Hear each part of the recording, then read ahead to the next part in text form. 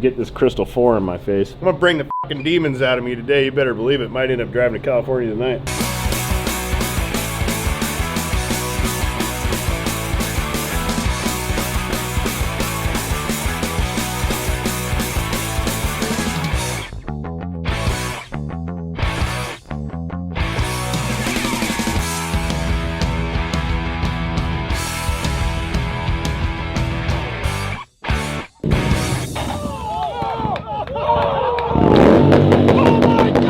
That's Ryan, Kruesi Originals. That's right, we're gearing up and getting ready to head out to San Diego for the Brawl. It's the opening Brawl of the year, I believe. It's gonna be a San Diego Harley Davidson Ride and Destroy Brawl. I'm gonna be judging, Trent's gonna be competing. I'll judge him fairly, I swear to God. Right now, we're finishing up the giveaway bike. It's up at Buddy Stubbs Harley Davidson. It's on the dyno. We're just getting it tuned properly. The Power Vision tune that they sent us is just not working out right. Like, somebody can send you a map from somewhere, that's great, but that map is at a different elevation and a different air density and heat and all that shit. Like, we're at 1,500 feet and it's hotter than shit out here, so it's just not running as good as it should be. It's powerful, fucking bike rips. I might have popped a little bit of a wheelie on it, you know, just to make sure everything was cool. But we got some riding videos coming out and some other stuff, and we're gonna go pick this thing up. We're gonna go film a little bit with those dudes up there, them tuning it and kind of see what's going on and them getting it dialed in, and then probably gonna rip it around and then finish loading the trailer, and we're gonna head to San Diego. It ends May 10th. There'll be a link down in the description. You can enter to win this bike. All you gotta do is go to the link, hit the sweepstakes, donate $100 to the Coast to Coast Foundation. That foundation raises money for PTSD and TBI treatment for combat veterans coming home. They have a facility in Texas where they're doing all this stuff. It's some crazy shit they're doing down there. It's very successful and it's a good cause. And you get to win a super dope bike if you win. It is a good thing. While you're there, also buy some stuff from them too, because that money also helps out combat vets. On that note, we're heading to Buddy Stubbs Harley Davidson, which is like one click up the road. Welcome to Buddy Stubbs Harley Davidson. This was the first Harley Davidson dealership in 1966, I believe it opened. Not this one, used to be down the road across the street. Used to be downtown originally, then across the street, but Buddy Stubbs opened the first Harley dealership in Arizona. It is the oldest dealership in Arizona. Also has a really dope, man, I'm gonna get sidetracked. Look at that thing, that is sick. That's a pretty bike. Patrick Racing top end. Wow, some goofy ass exhaust. Hey, what's going on, guys? I'm here to film some dyno work. Dyno work, all right. Go around this way.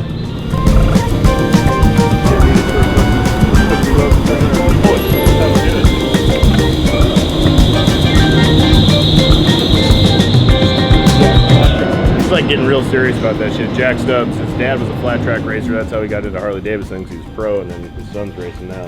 What's up, man? Can we put you on the spot? Put you on a little camera action? Hi, I'm Ryan. Jake. Jake, nice to meet you. Nice to meet you. How's she look? Like shit or what? No, not bad, but it's got some lean spots that I just did one set of edits.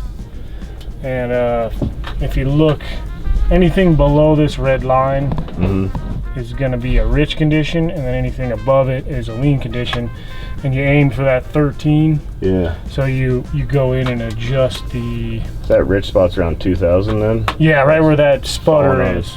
And so basically just playing with the numbers to try and get this closer to the 13, but I definitely noticed that spot. So that's where I'm targeting, just because it's annoying. Yeah, it'll like, if you roll it down to $2,000 and then go on the gas, it'll just fall on its face. Like, and then it catches up. Yeah, and it makes a bang and takes off like a rocket. But so the first pull on it, warmed it up. We got 100 horsepower, which is standard for a 107, and then 106 torque. Just under one set of edits. It's already up 103, 110. What cam's in here? 475. Okay, the S&S. Yeah. I've seen this a couple other times, and you were right in changing the plug wires at a minimum, and you did the coil as well. And then I rechecked the fuel pressure. I know you checked that, but it it is. It was a little on the low side. It was sitting at like 50 when I checked it, and it kind of bled down to about 48. Well, so it would boost up to 65. It is bleeding down. So one of our guys checked his his fuel pressure gauge, he checked the bike and he had like 66. Oh, that's good. Then he used mine a few seconds later and it was 62. Yeah. And so sometimes if your gauge has some old contaminated fuel in it, I replaced mine about a year ago because it was reading I was getting all kind of weird results. So mine's old. Might be something to consider. Yeah. Because I checked and I got 58 running the whole time. Shut it off, it'd bleed down to like 55 and it would hold. That's Jack Stubbs over there peeking his head in. Get any headway on this yet?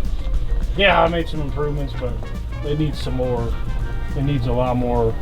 Is it lean? It's like in the beginning, it starts out lean, then it drops to rich, and then it jumps back to lean. So put new plugs in, the plug wires just came apart. You know, they stayed on the plugs, that type of shit. Did you see any green corrosion in any of the holes? So the actual coil is brand new. Yeah, I just put that in. Yeah, I got the snipper all the way like here, and then probably way up in there on the. But you want to get as close to the head to get an accurate reading. But what this can do, you can put it in auto tune, sit in here and just ride it on the dyno. Control the eddy brake, put more pressure on the tire, make it like you're going uphill, going downhill. But I've kind of gone back to traditional, and you've seen one of these, but you can do 100 pull, which is you just throttle it all the way up.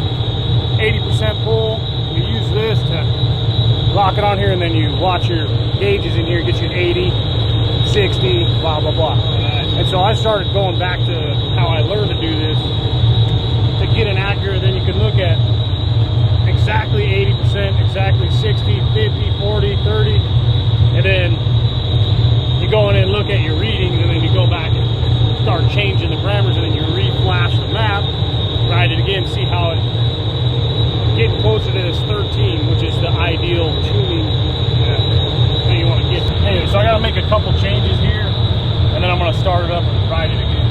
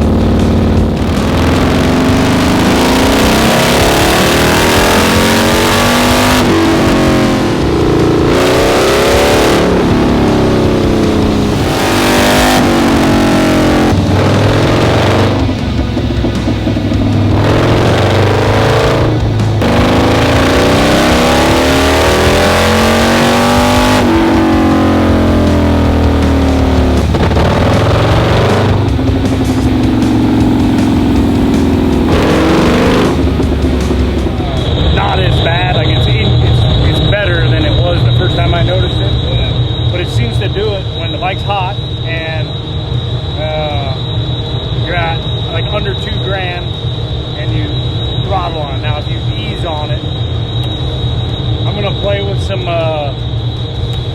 settings with the twist grip sensor. This bike does not have traction control, but in here there's programmed setting for basically engine output is limited to limit wheel slip, so you can't do burnouts on. And on bikes that have traction control, if you disable that in power vision, you get all kind of check engine lights, red dot light, traction light will stay on solid. I just had a guy the other day with a 131 that he wanted it to go faster, and he couldn't do a burnout, so he had me disabled. He didn't care. So it was easy.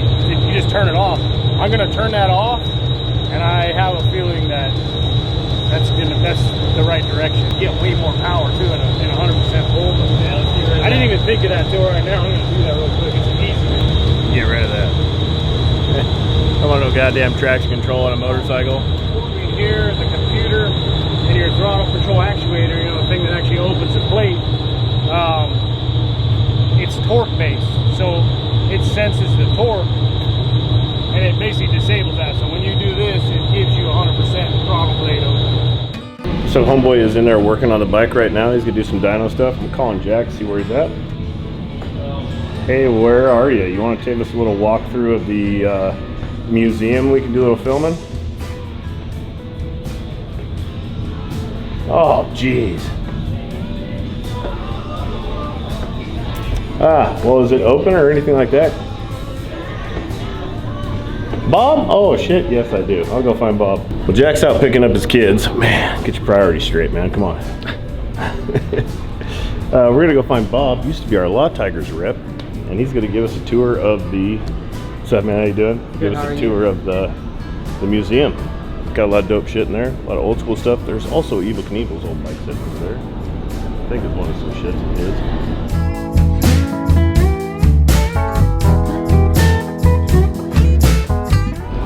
Look at that thing, dude. That's a beautiful motorcycle.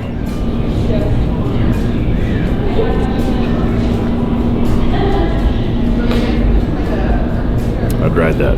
I'll definitely ride that.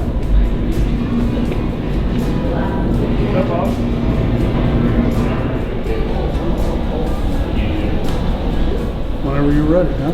Yeah, we're ready if you are. Well, it's typical we'd say welcome to the museum. This is Buddy Stubbs' personal collection.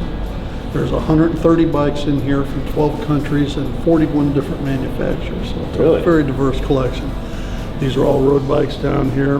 Harleys are against that window wall. They progress up in age. In the middle here, you got Triumphs, Nortons, and BSAs. Over here, you got the Brust Superior, Vincents, Velocets, and Ariels. And up above, there's some scooters, race bikes, dirt bikes, and military bikes. They're all operable bikes. They can all be ridden, and Buddy's ridden virtually every bike in here. There's another 12 throughout the dealership from the collection. So it's a very unique collection. Can we get a start with that? Is that oldest to newest this way? In the Harleys, they progress up in age. The only one out of line is the first edition Fat Boy's kind of out of sequence, but right here. Yeah, no, that one. Yeah. God damn. I'm told that's 100% factory original, except for the seat. The original seat is on the wall behind it. Wow. Buddy rode that to an event, and I think it was 2015. And he didn't want to destroy the seat, so he changed out the seats on it. I said they're all operable bikes. Just keep pumping oil in it. Just keep dumping money on the floor. You can't do that these days. Oh man, that's a beauty right there. Well, that's an early version of the chopper. That started out as a WLA military bike.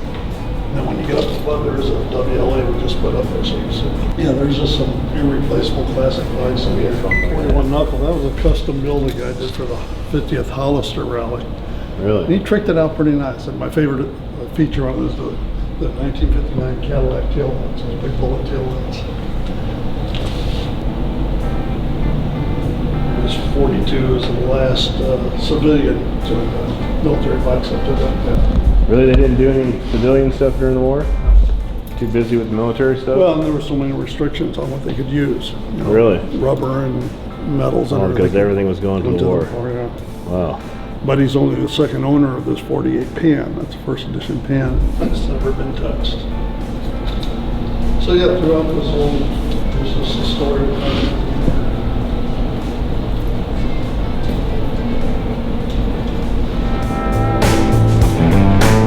Man, my first Harley Davidson I ever owned was a night train, and it was a treat. It really is. Yeah.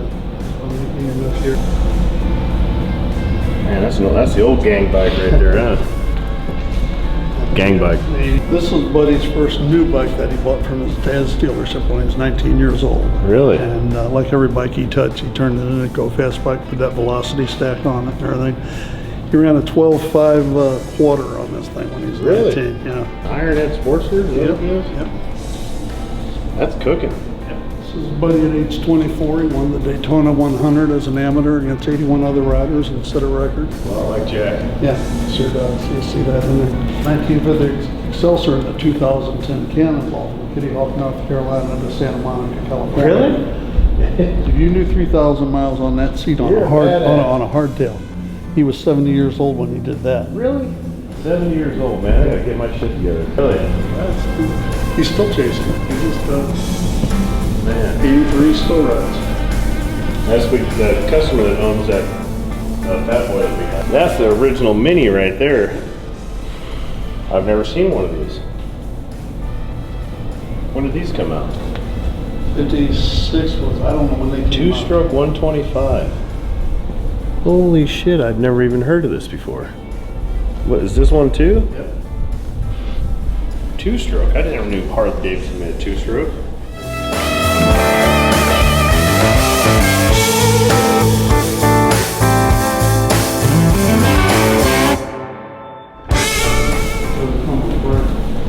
Is this the bike?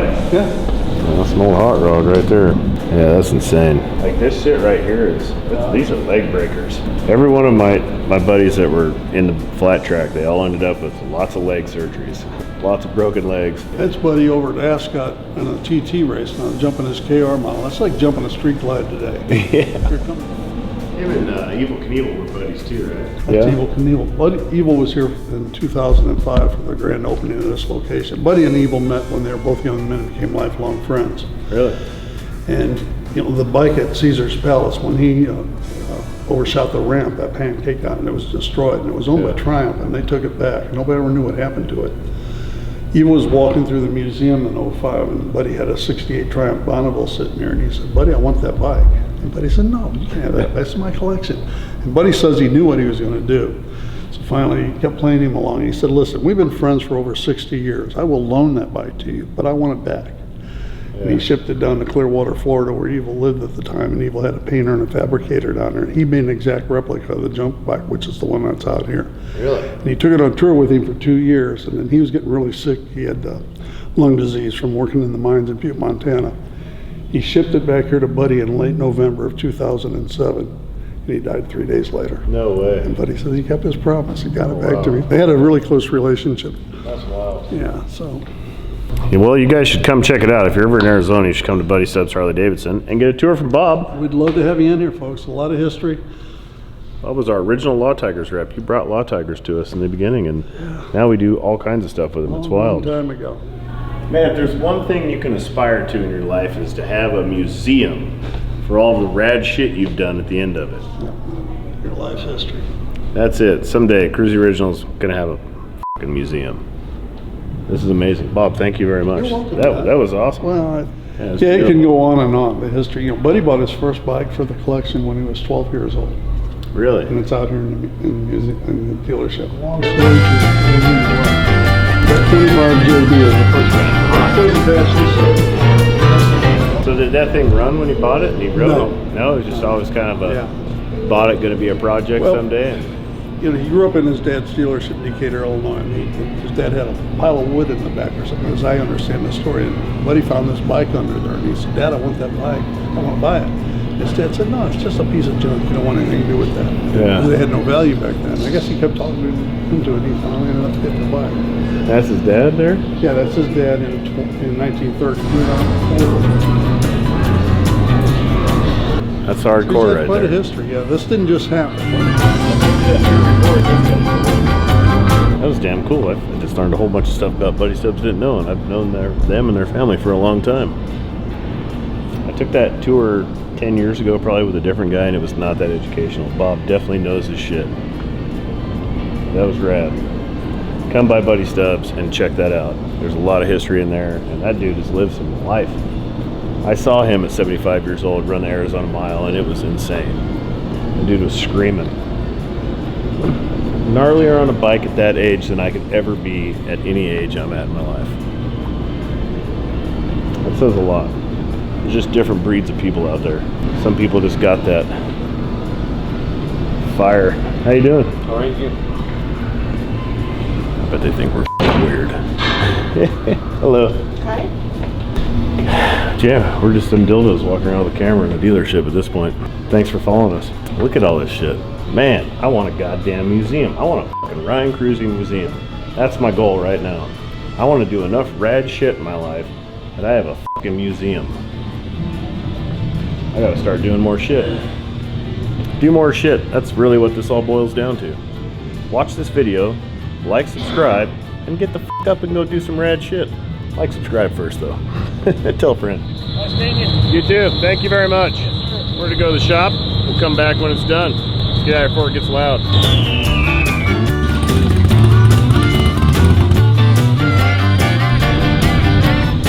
You guys have a good one. Thank you.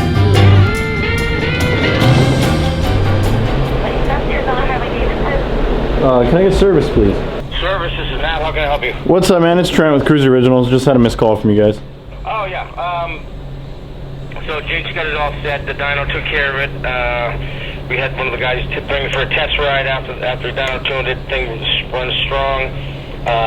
The only thing they did notice, which I'm sure you guys will take care of, I noted in the repair order that the final drive chain needs to be adjusted, and also the clutch is creeping a little bit. So you guys probably want to take a look at that. But okay. For the runnability, it's all in good shape now. Beautiful. Got any numbers for me? What kind of numbers is she making? Dyno run. We're looking at horsepower. You're looking at 104.94, torque 112.77. Right on. For sure, man. I appreciate it. We'll swing by and grab that for me in a sec. What do we owe you? Right on. Hey, appreciate it. Yeah, thank you. You got it, bro. All right, man. Have a good one. 105, 112? Yeah, it's not real great, but it's also Harley Davidson can't really tune that extreme because they're under EPA standards and stuff. So I'm happy with that. It'll probably rip. If you win the bike, get it retuned in your own state by a non-dealer, and you're probably making another 10 fucking... Hey, J Brew! We just got devastating news. J Brew is on the way. Here he is. Yo, I'm here with Kruesi. You alright? Yeah, we're good. I'm with Herman. Dude, that's fucking devastating, man. I'm sorry to see that. What happened? Did you guys get hit or something? No, we're just close to someone and they jammed the brakes and there's no shoulder. We just hit the Jersey barrier and the tire just rode right up it and flipped the truck. Dude, that sucks. Well, if you need anything for that bike or something, dude, let us know. We'll help you out. I think I can bend some shit back and at least do some donuts this weekend, but... Hell yeah, that's the spirit. The truck's still like drivable. Hey, don't we got a dyno fender in the back shelf? I'm never gonna see my truck again. I think we got a fucking fender in the back room. Yeah, like a late model, just raw, like a RWD dyno fender, and the Trent's looking right now. Yeah, we do. Fucking A, we'll bring it out, dude. You can have it. No, it's free. Well, we'll give it to you. Just glad you're still coming out. You're all right, dude. That fucking bike was beautiful, dude. That bike was so beautiful. We got a tent. I got t-shirts. I got hats. I got beers. So we're dialed then. You know. You need handlebars or anything? Okay, word. We'll throw it in the trailer right now. All right, thank you guys so much. Let me know if you need anything else. Like if you find anything else that you might need, let us know before we leave. Yeah, a couple hookers. For sure. Hell yeah. All right, man. Well, glad you're all right. When are you gonna be there, tonight or tomorrow? All right. Okay. Well, we'll see you soon. Damn. Well, I guess you just heard that. So shout out J Brew. Go tell him what's up. Send your best wishes. Somebody jacked him up in front of him. Oh, look at that. He's right there. Wow. Yeah, he just got his bike redone, like frame up everything, paint job, like framework, crazy fucking build. It was really nice. And he hadn't even got to ride it yet. It was on his way to the brawl and just got in a fucking bad car wreck and his truck rolled and the bike got smoked. So holler at J Brew. He's probably gonna need some help getting a bike back together. So if anybody can help him out, go help him out.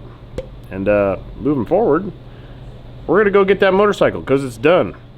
I'm pretty excited. They said it feels real strong, 112 foot-pounds. I'm happy with that. I would have rather had a little more horsepower numbers, but like I said, Harley is also limited on how hard they can tune because of the fucking EPA shit. But let's go get it, huh? Ready? I'm ready. Let me fucking get this Crystal 4 in my face. I got like 2 cups of fucking Gripco coffee down the hatch already, 2 cups of fucking mushroom juice and half a Crystal 4. I'm gonna bring the fucking demons out of me today. You better believe it. Might end up driving to California tonight. Good, thank you. Tell everybody thank you very much. Will do. Set and ready to rip. You're Kruesi, right? I'm Kruesi. So man, what's your name? Jackson. Jackson? Nice. Ryan, nice to meet you. That's the fun part of it. You guys have a good one.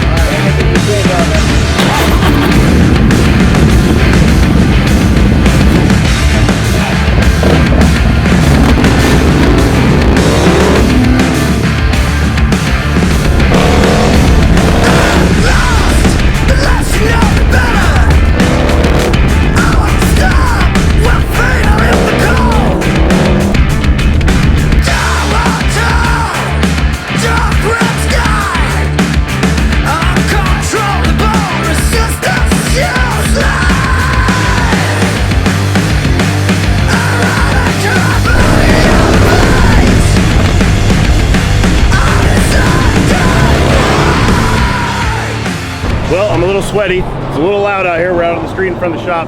But yo, this thing is just pretty dope. I don't know what the difference is. It must be the pullback plate, the handlebar setup, floorboards.